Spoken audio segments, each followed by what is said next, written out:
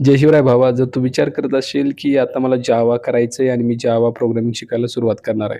सुरुवात करण्यापूर्वी काही गोष्टी सांगतोय लक्षात ठेव. मगच सुरुवात कर. पहिली गोष्ट भावा, जावा शिकतोय तू ओके. त्यामुळे तुला जावाला टाईम देणं लय महत्त्वाचं आहे ओके.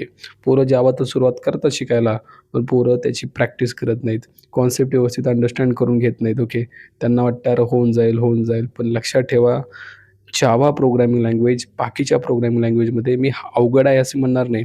जर तुम्ही व्यवस्थित टाईम दिला, जर तुम्ही व्यवस्थित अंडरस्टँडिंग केली, तर भाई नक्कीच जावा सोपी आहे. नक्कीच सोपी आहे. ओके. त्यामुळं जावाला टाईम द्या. ओके. कोर जावा शिकत असताना कोर जावाला पूर्णपणे टाईम द्या. ॲटलीस्ट 2 तास तरी दे भावा. 2 तास तरी प्रॅक्टिस कर आणि मग तुला ॲडव्हान्स जावाच्या कॉन्सेप्ट एकदम इझिली समजून येतील. नाहीतर कोर जावामध्ये पोरं टाईमपास करतात, टंगळ-मंगळ करतात. ॲडव्हान्स जावा चालू झालं की मग डायरेक्ट लोड येतो आणि मग सोडून देतात जावा शिकायचं. हे होतंय पुढं. लई पोरांसोबत झालंय. तू विचारू शकतो तुमच्या सीनियरला, असं होतंय. त्यामुळं सुरुवातीपासूनच टाईम देत चल. प्रत्येक कॉन्सेप्ट समजून घे मगच पुढं जा. समजली नाही पुढं जायचं नाही.